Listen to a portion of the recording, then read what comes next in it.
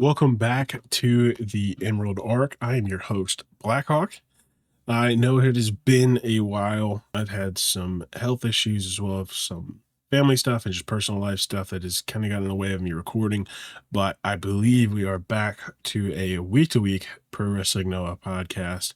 Hopefully you guys have been keeping up with the Pro Wrestling Noah. I have. I've been really enjoying the product so far.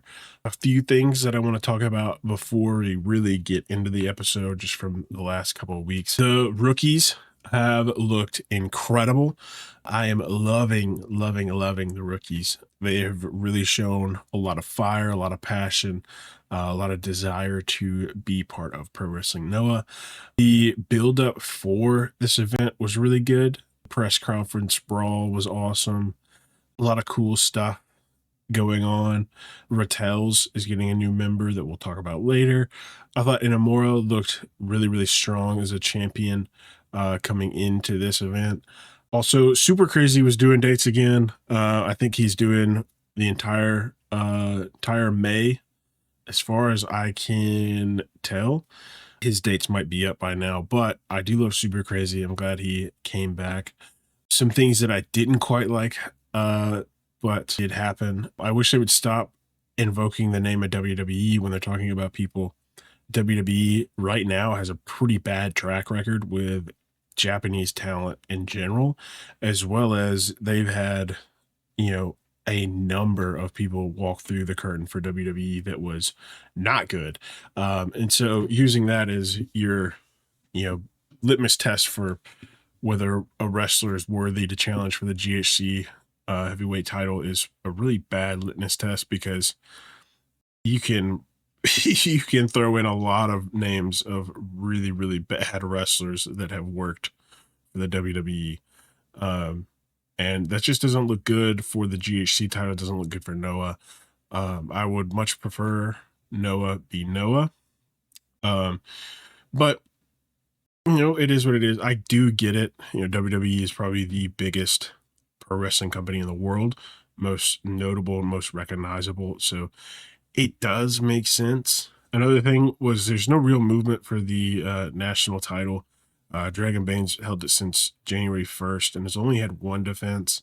Now, granted, he did do the Junior Tag League, but it has been 2 months since the Junior Tag League, and there's still been no movement whatsoever for the national title. But that's about it for the last couple of weeks since I have been gone. Let's go ahead and start with Spring Mayhem. I know if you're watching and you're looking, there is something about the Patreon. We're going to wait till the end and talk about that, but we're going to go ahead and get into Spring Mayhem in Ryogoku. Overall, this event was really good. I really enjoyed it. Probably one of the better Noah events that they've put on recently. A lot of good matchups. There was only really, in my opinion, 2 kind of letdowns, but we'll talk about that when we get there. We do have 2 dark matches to start off, and then we go on to the full card. So let's go ahead and get into the dark matches.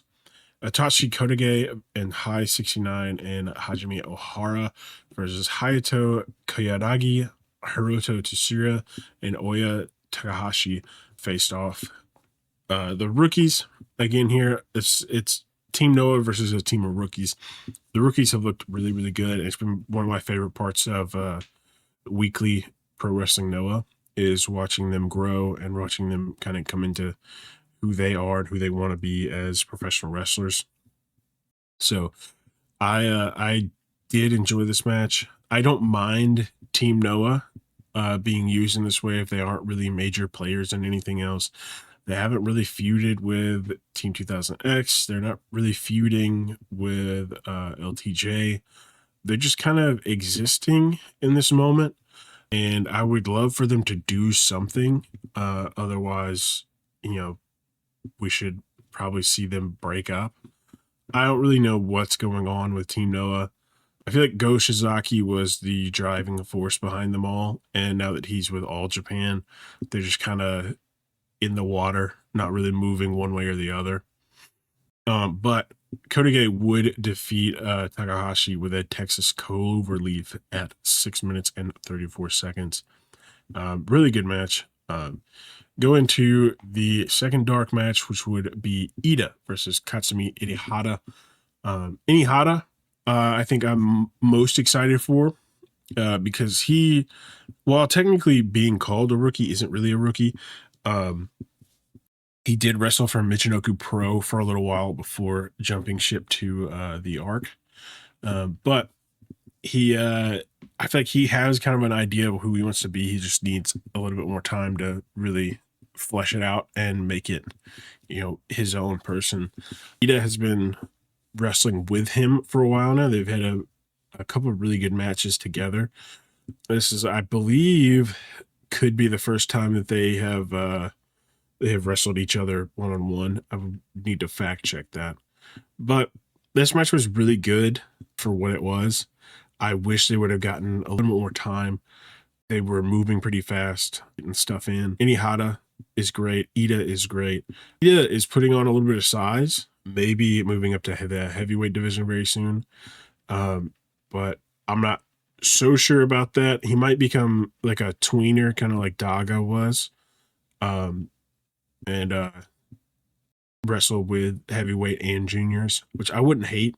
Ita is on the little bit shorter side, so when you're kind of in that shorter bracket, it's hard to get out of the junior division without sacrificing a lot of mobility for weight and muscle.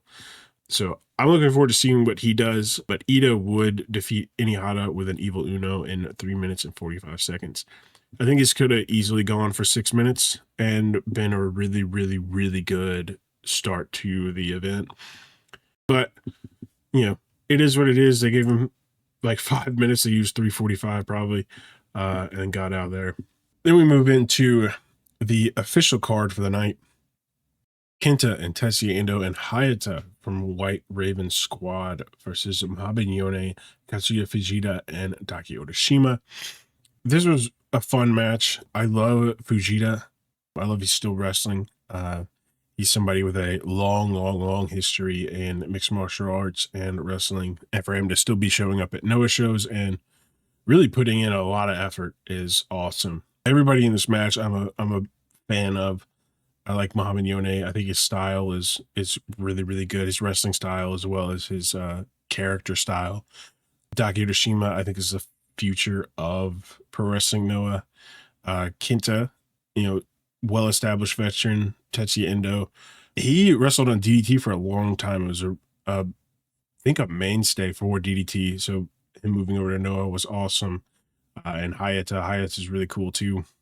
Daiki hit a super long and fast endless waltz on Hayata that was so sick.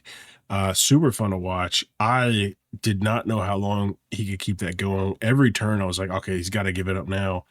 And they went for another one and another one. Probably about 30 seconds of an endless waltz, which is an insane thing to do. But, hell yeah. Endo hit a backflip cannonball on a Yone that was pretty sick. Kenta and Daiki were electric together. Commentary was talking about how Kenta probably sees a lot of himself in Daiki. And I hope that we get a singles match between the two of them soon. I think it could be really, really good, especially if they give him time. Because I feel like they haven't really given Daiki time with singles matches. It's been kind of like 3 or 4 minute matches. But maybe with Kenta in the mix, he might actually get a extended match. This was a great opener for the official event, not a dark match, which I think it's funny they call them dark matches when they were still televised. Like usually dark matches aren't, you don't post those, or you post them on YouTube or something. So it's kind of funny they called it a dark match, but if you go to the live stream, it's got them on there. But Kenta would defeat Daki Odashima with a GTS at 8 minutes and 38 seconds. They got a really bad camera angle of this GTS, and you could see Kenta completely whiff Daki's head. Really, really bad camera angle, but really good match. We get into one of the two matches that I was not happy about. This is a handicap match: Kid Lycos and Kid Lycos 2 versus Null of Team 2000X. Generally just not moved by Null at all. He's all right, I guess, but like he just has like a generic big man style. Is he just fights juniors all the time, so it's just kind of like, all right, man, we get it, you're big and strong, but he usually doesn't come up very well in the actual heavyweight matches. It feels like he's more of like a bully than he is like a giant. But yeah, Lycos Gym is a fantastic group, and I kind of hate that they're using them this way when they don't have them forever. Like they've got to go back to Progress soon. So why would you put them in a handicap squash match on one of your bigger events of the year? I don't know, but they did. Null would pin Kid Lycos 2 after a Mount Null in 4 minutes and 22 seconds. I say squash match, and it wasn't technically a squash match, but like in reality, it was just Null tossing them around and beating up for a little while, and then Lycos Gym would get a couple moves in, maybe bring him down, and then Null would rally and come back. And so it's like it wasn't even like a real match. They didn't make you believe that Lycos Gym had even a chance of winning this one. We move into the third match of the night, the 6-man tag team 3-way match. Kaito Kitayama, Harutoki, and Alejandro of All Rebellion versus Masa Kitayama, Takeshi Shigira, and Dusuke of Team 2000X versus Manabu Soya, Saxton Huxley, and the newest member of Passion Rattels, Yuki Ino. This was a fun match for what it was. Masa earlier in the week had making comments that Kaito should disband All Rebellion. So I don't disagree with him. We'll talk about that in a little bit later because something else happened. All Rebellion just doesn't have any emotion anymore. It's just Kaito, Harutoki, and Alejandro after Galeno has now gone on to back to Mexico. So I think Harutoki really could use to get out of All Rebellion because all he's really doing is tagging with Kaito. Alejandro's got his own thing going on with Dragon Bane right now. And Kaito, I think Kaito really needs like a change of pace, maybe a heel turn, maybe something. Just do something with the man. It's getting kind of tiring watching him week to week, just being the same over and over and over again. It's just getting a little boring. But Yuki Ino was a great choice to join Passion Rattels. I don't know if he's Noah permanent or if he's just moving or visiting from DDT. They didn't really make that clear, but he is a part of Passionate Rattels. It's not the first time that we have seen members of other rosters as part of Noah groups.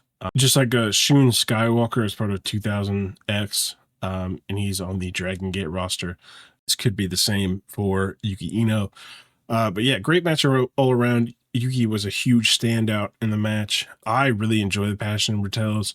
I really just hope that I can one day live with the passion and fire that they have just for pro wrestling in general. I really love watching them. Manabu Soya is probably one of my favorites on the roster. And he would beat Alejandro with a passion is at 5 minutes and 32 seconds. We would then move into the fourth match, a LTJ versus Team 2000X all-out battle, part 1 of 3 from the night. This one is Angel Reyes and Rusei versus Alpha Wolf and Kai Fujimura. Rusei, while still being a rookie, it feels like he's on a completely other level than all the other rookies. I hope that, Noah can keep him around. It sounds like Naito and Bushi are around Noah for a very long time. I don't know if they'll both retire with Noah. I have a feeling they'll probably maybe do something with New Japan before they retire, as that's where they spent a lot of their career. But while they're here, Rusei is a great addition to the roster. I don't know how they were training him, but they've done a fantastic job. His brother is also a young lion in New Japan, and I've been watching him a little bit, and he looks pretty good. They could almost be twins. I don't know if they actually are or not, but they look very, very similar. And so I have high hopes for both of their futures, as well as me being a New Japan fan as well. So Ruse, though, I am very, very excited for. I enjoy watching him weekly, as well as Alpha Wolf. I've talked about it before. I'm a huge fan of Alpha Wolf and Dragon Bane. He was going nutso on Angel with some crazy stiff moves. It looked like Angel owed him money and he didn't want to pay him. But this was a really fun match. Angel moves a little bit too fast for his own good sometimes. He would like try to hit a move and be in the wrong spot because he was like running, or he just tried to do things a little too fast and missing cues and missing things. So I do think he could use to slow down just a tad, but I think Angel's really got it as well. And evil Kai Fujimura has started to actually grow on me. I wasn't a fan at the beginning of all this, but he's starting to grow on me. But Alpha Wolf would defeat Angel Reyes with a package pile driver at 7 minutes and 29 seconds. And during the backstage interviews after the match, Angel Reyes says that he will be going back to Europe, but he will be back soon. He says he's still young, he's still got time to grow, and he wants to fight alongside LTJ in Japan again very, very soon. So I don't know when he's coming back, obviously, but we will try to keep track of what he's got going on in Europe. I know he's going to be working some European indies that I probably won't be able to even watch, more like just be able to see his name pop up on Cage Match every now and then. But I will try to keep track of him and see what he's got going on, see what he's doing, because I will be interested to see when he makes his way back, if he changes his style any, if he puts on some weight, does anything really different. But he did say he was like thinking about things and he's going to go back and try to work on some new stuff. So I look forward to when he comes back. The fifth match of the night was also an LTJ versus Team 2000X all-out battle, but this one was a Bushi versus Jun Masakoa no DQ match. This was a really, really good match as well. Bushi wore 3 masks to the ring, which is kind of crazy, but not super crazy for him. He wore one during his entrance, took it off, and then he had his slipcover mask that he usually wears, and then took that off to reveal his regular mask. He's also wearing like a button-down shirt, a tie, and like dress pants. But this is a huge match for Jun. Jun's just a little over 3 years into his career with Pro Wrestling Noah. He's really, really come into his own. I think he also is one of the big futures for Pro Wrestling Noah. And this match really proved that. Bushi is an established veteran with all kinds of accolades. So to put on a match like they had at his level at this time is really, really good for Jun Masakoa. Jun would end up attacking Bushi before he could take all of his shirt and pants off. And it was kind of funny. They like panned away from Bushi for a little bit. And then I guess I just wasn't paying enough attention.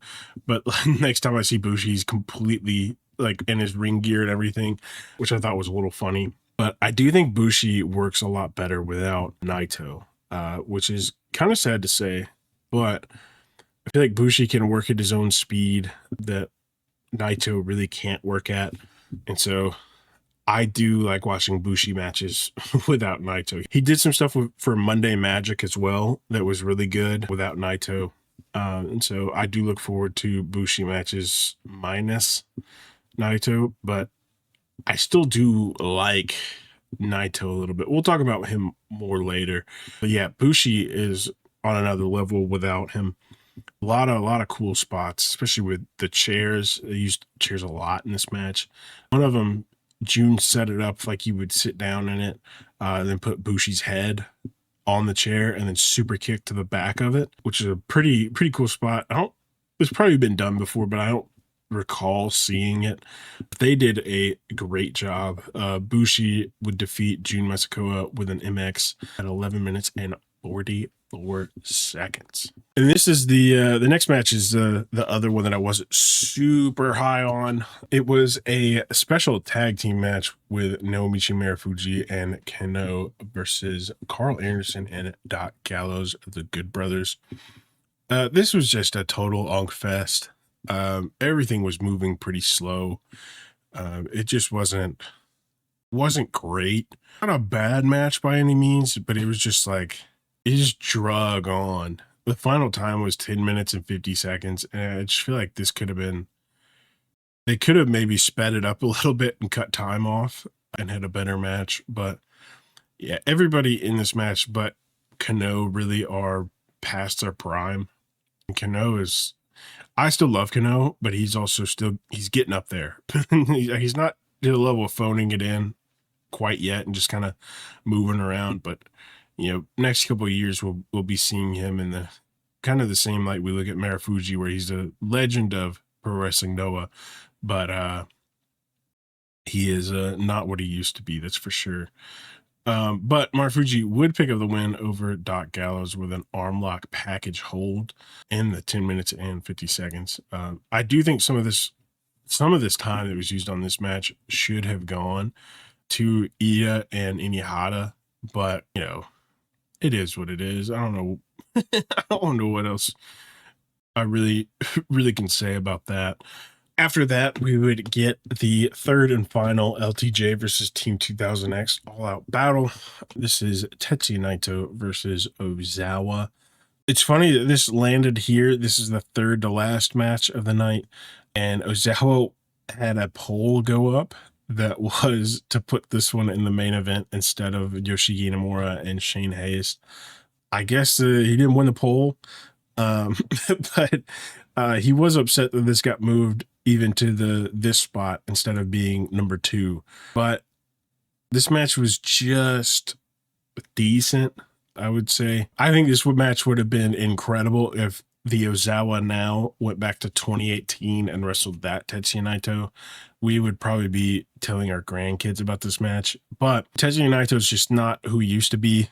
So it is what it is. Like, he's still a huge draw. People still love him. I still enjoy Naito, but it's just at some points it's just time to phone it in. But Ozawa is the obvious face of Noah right now. You could make a case for Inamura, but Ozawa is the headlines of pro wrestling Noah, especially with all this about the match voting and everything. I think I've seen more about Ozawa recently than anybody else on the roster, including, all the legends that they have working around. But the only gripe I have with Ozawa is I wish he would just lay in his hits a little more. Sometimes it just looks like he's got noodle arms and he just kind of flings them in. I do wish he would lay in his hits and his kicks just a little bit more. It didn't look like he was hitting Naito with anything for most of the match. Also, a win with a backslide just feels like a waste. Would beat Naito with a reverse pin is what the Noah is calling it on the website. It basically a backslide. It just feels like a waste of a match that they were having already. Oh, it was missed though, so Bushi got him with the black mist. So I guess it's more of like, oh, I couldn't see, so he just backslid him. But we could have at least had like a big move payoff, then a backslide finisher or something. It just didn't feel great. Naito missed the Destino a handful of times, but they at least played it off really well most of the time. It was just a roller coaster of good and bad. And so you'd see something that was like, oh, maybe this turn it around, and then right after that you'd watch some of them do something dumb and you're just like, oh, okay. Or Naito would hit a Destino and miss it, and not be able to get up. And so you're just like, oh, okay, never mind. But it was an all right match. After the match, Ozawa would cut a promo saying he will change Noah and he wants LTJ to join Team 2000X. In the post-match presser, Naito said that he really liked Ozawa, hopes to fight him again, but they will not be joining Team 2000X. So I'm excited for the future with Ozawa maybe taking the lead. I don't really love like Team 2000X, but I think with Ozawa at the head, I think he's got a good head on his shoulders. I think he knows what the fans want, and I think he has the ability to deliver Noah into a a new era, usher in some really, really good Noah matches and really get some more eyes on the product, because they really need more eyes on the product.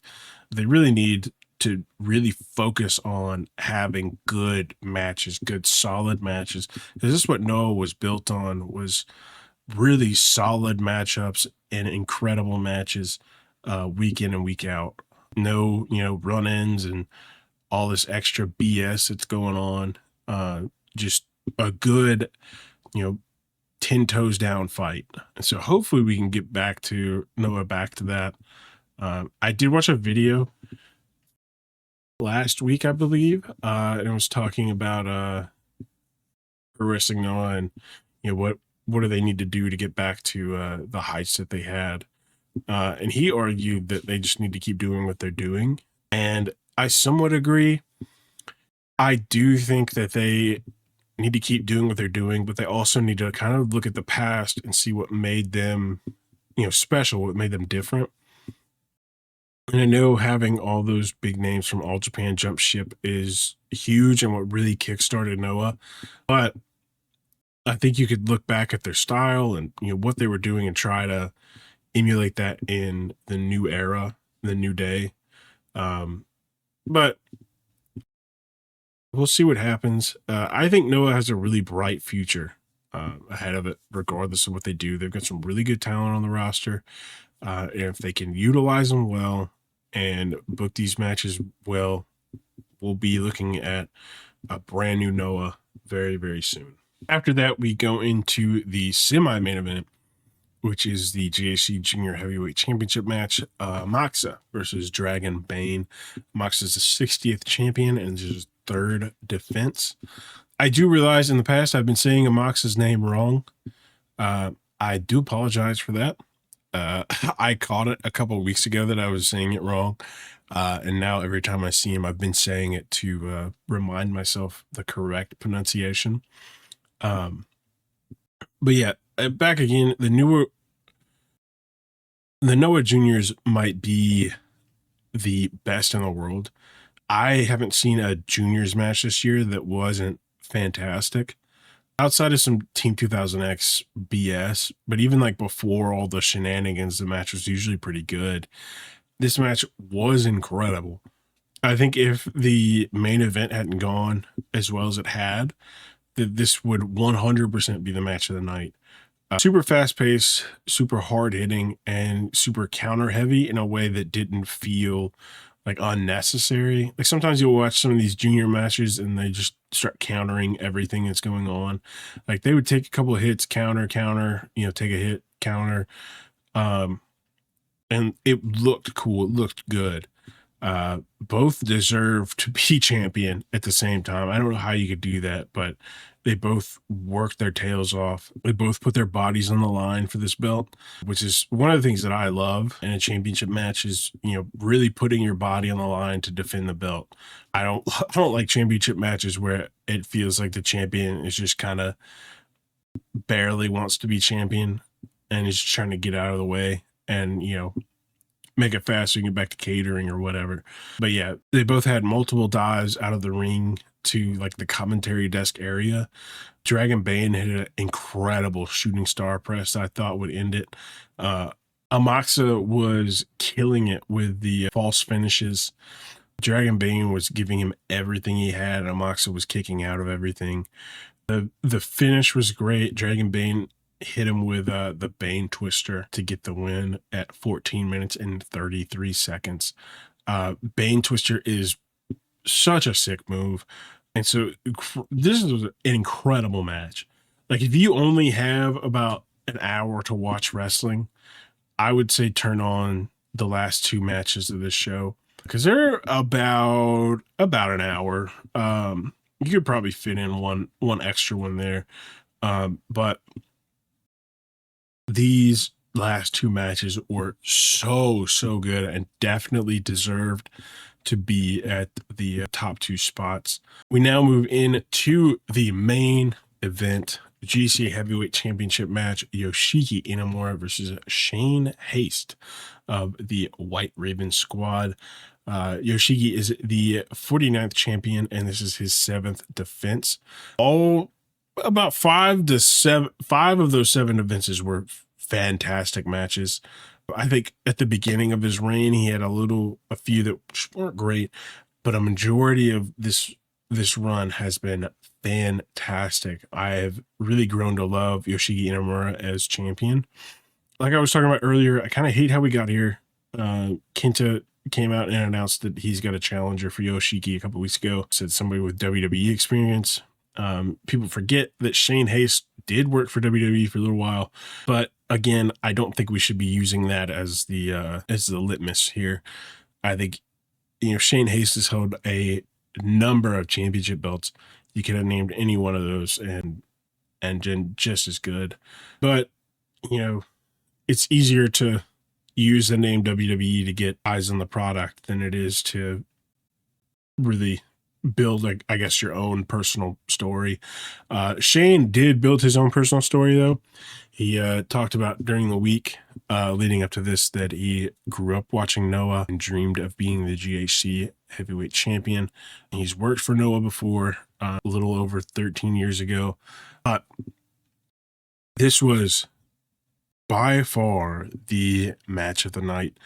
Super heavy hitting, not only just hard hitting, but just heavy. Like the hits were coming in and you just feel it through the TV. Shane hit an incredible coast to coast. There was a really, really good spot where Shane goes for the cannonball and is caught and power bombed by Inamura. Inamura hit a crazy flying elbow. The last 15 minutes of this match were just crazy spot after crazy spot after crazy spot. Them just doing everything they can to put the other one down. Shane Haste would go on to defeat Yoshiki Inamura with a Bomb Valley death in 31 minutes and 42 seconds. That will make Shane the 50th champion and the 3rd ever non-Japanese champion behind Dr. Wagner Jr. and Eddie Edwards. So big props to Shane Haste. Big shout out to him. Shout out to his wife, Kimmy. Also, I loved her on Smosh. She was great. If you didn't know, they were married. Big shout out to both of them. But specifically Shane, as he is now the GHC heavyweight champion. After the match, he cuts a promo and challenges Kenta for the GHC heavyweight championship match, which is a rematch 13 years in the making, and Kenta agrees. So Shane Haste and Kenta will face off 5/13 2 weeks from now on a Wednesday, as well as Yoshiki Inamura and Ozawa. After this match, Ozawa also called out Yoshiki Inamura, and so they will face off that same day as well. Ita also challenged Dragon Bane for the GHC Junior Heavyweight Championship. They will have a match on 6/20, so June 20th. They have a long time before this one. I don't know why they booked it out so far. There's got to be a reason for it, but that'll be something to look forward to as well in over a month. I don't quite know why they did that, but they did. And then Sunday, they had After Mayhem 2026. This was at Shinjuku Face. Might be the last official Noah event at Shinjuku Face. I'm not quite sure. They haven't released all of their events for the rest of the year yet. I do know Shinjuku Face is shutting down in September, I believe.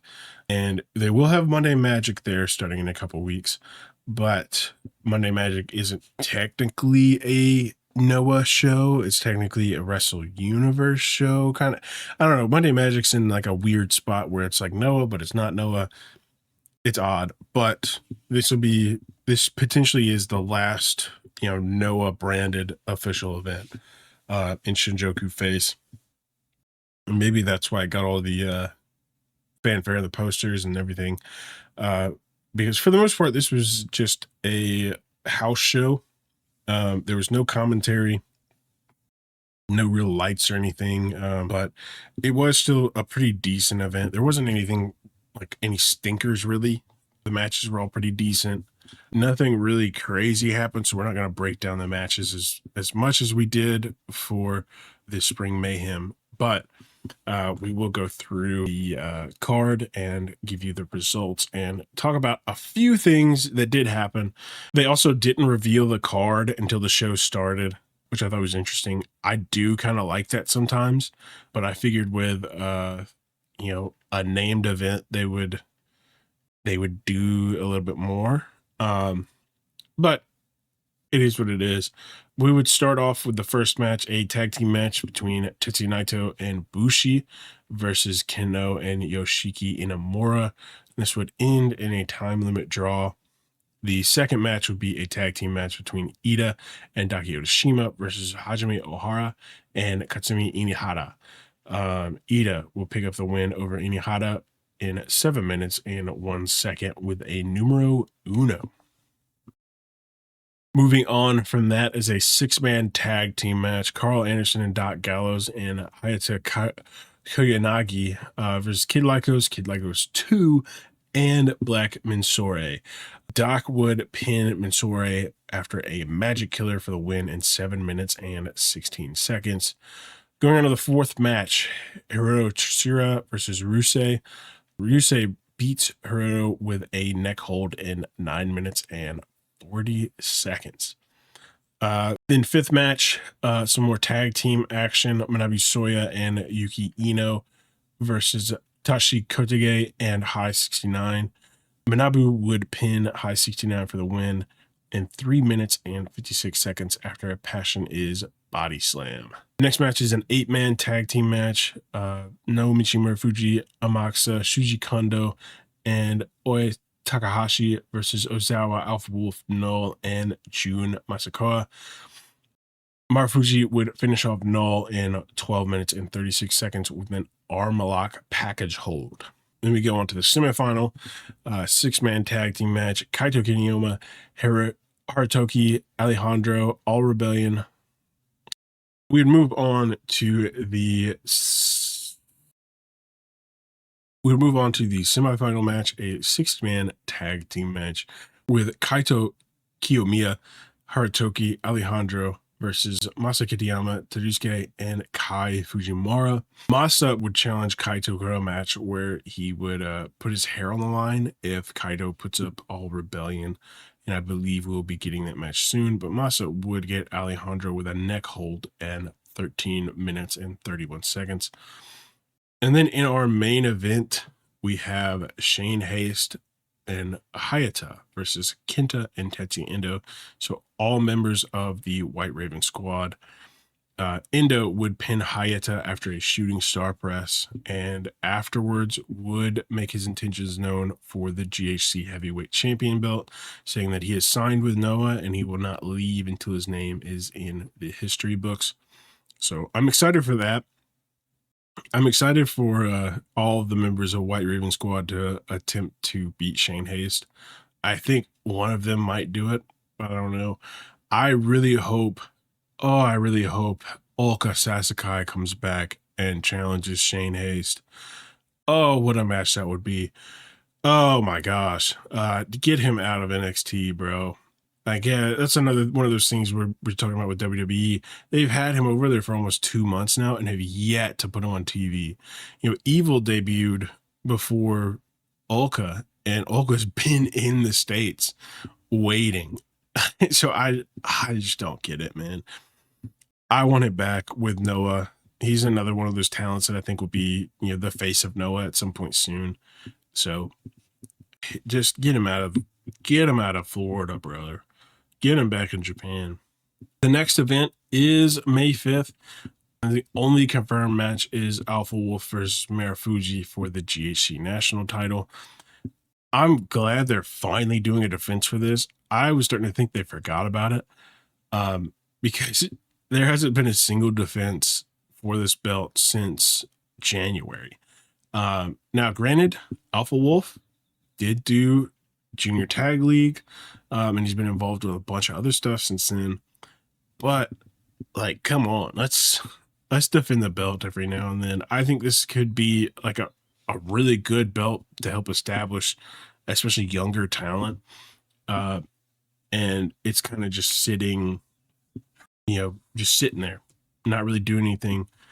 You don't even have to take it off Alpha Wolf. You just get him some challenges, get him, get some movement under his feet.